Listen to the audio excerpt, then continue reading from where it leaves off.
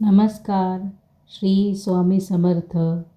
मी गायत्री आपल्या सर्वांचे स्वागत करते भक्ती आणि भोजन या चॅनलवरती.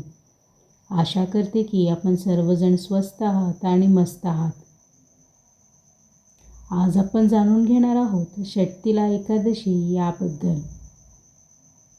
ओम नमो भगवते वासुदेवाय.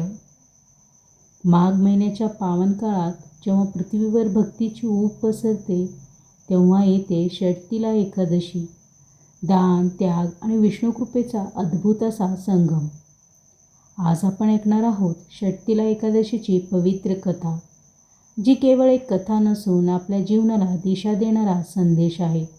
डोळे बंद करा, मन शांत करा आणि या दिव्य कथेत तल्लीन व्हा.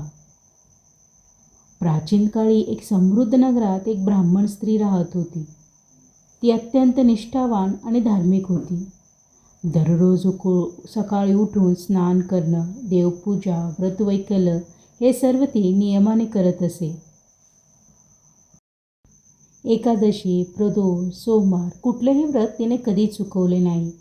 पण तिच्या भक्तीत एक मोठी उणीव होती. ती दान कधीच करत नसे. ना अन्नदान, ना वस्त्रदान, ना गरजूंची मदत. मी व्रत करते तेवढेच पुरे आहे असा तिचा समज होता. एकदा देवऋषी नारद मुनी पृथ्वीवर भ्रमण करत होते. त्यांनी त्या स्त्रीची भक्ती पाहिली पण दानाचा अभाव ओळखला. तिची परीक्षा घ्यायचे ठरवून ते एका गरीब ब्राह्मणाच्या रूपात तिच्या दाराशी आले. माते, नारद म्हणाले, मला खूप भूक लागली आहे, थोडंसं अन्न द्याल का? स्त्रीनं मनात विचार केला, हे दान केल्याने माझ्या साठीतून जाईल. अनिच्छेने तिनं थोडेसे मातीचे ढेकूळ नारद मुनींना दिले. नारद मुनी शांतपणे हसले, ते स्वीकारले आणि अंतर्धान पावले. काही काळाने त्या स्त्रीचा मृत्यू झाला. तिच्या व्रताच्या पुण्यामुळे तिला स्वर्गप्राप्ती झाली. पण आश्चर्य, स्वर्गात असूनही तिला अन्न मिळत नव्हते. ना पाणी ना तृप्ती. ती भुकेने व्याकुळ झाली. तेव्हा तिनं हात जोडून भगवान विष्णूंना प्रार्थना केली, हे प्रभू, मी आयुष्यभर व्रत केले, मग मला हा त्रास का? तेव्हा भगवान श्रीहरी विष्णू तेजस्वी रूपात प्रकट झाले. ते म्हणाले, हे स्त्री, तुझे व्रत खरे होते पण तुझ्या भक्तीत करुणा आणि दान नव्हते. व्रत केवळ स्वतःसाठी असते पण दान इतरांसाठी असते. दोन्ही पूर्ण झाल्यावरच भक्ती परिपूर्ण होते. ती स्त्री अश्रुनयनाने म्हणाली, हे नारायणा, माझी चूक मला कळाली. मला आता प्रायश्चित्ताचा मार्ग दाखवा. तेव्हा भगवान विष्णू म्हणाले, माघ कृष्ण एकादशीच्या दिवशी षटतिला एकादशीचा व्रत कर. या दिवशी तिळाचे 6 प्रकारे उपयोग कर. पहिला, तिळाने स्नान कर. दुसरा, तिळाचा उटणा लाव. तिसरं, तीळयुक्त अन्न सेवन कर. चौथा, तिळाचं हवन कर. पाचवा, तिळाचे दान कर. आणि 6वा, तिळाचा उपयोग पूजेत कर. हे व्रत केल्याने सर्व पापांचा नाश होईल आणि तुला वैकुंठ प्राप्त होईल. त्या स्त्रीने पूर्ण श्रद्धेने षटतिला एकादशीचे व्रत केले. तिच्या जीवनातील अहंकार नष्ट झाला, मन दयाळू झाले. तिचे सर्व दोष जळून गेले आणि तिला परम वैकुंठ प्राप्त झाले.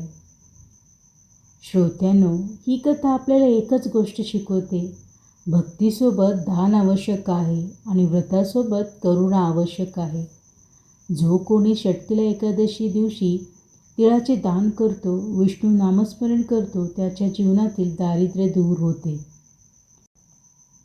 आजचा हा प्रवास संपवण्याआधी आपण या षटतिला एकादशीला उद्देशूनच एक भक्ती कविता ऐकूया.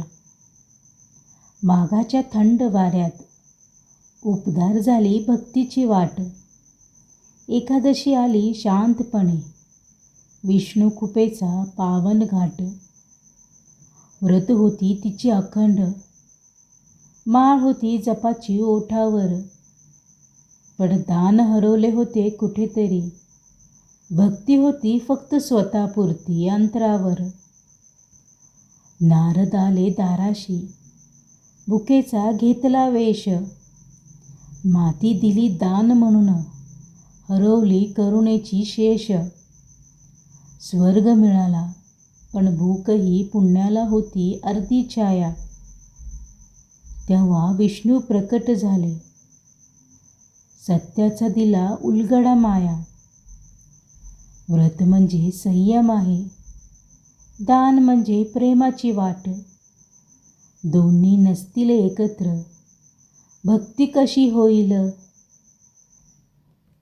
माघ कृष्ण एकादशी आली, तिळांनी सजली पूजा. स्नान उठणा अन्न हवन, दानाने खुलली कृपेची दूजा. तीळ तीळ जळले पाप सारे, मन झाले निर्मळ शांत. वैकुंठ उघडले द्वार तिच्यासाठी, पूर्ण झाली भक्तीची अंत. शिकवण अशी सोपी आहे, सांगते ही पावन कथा. दानाशिवाय भक्ती अपूर्ण, हेच षटतिला एकादशीचं सत्य खरं. श्री विष्णवे नमः. हरि ओम.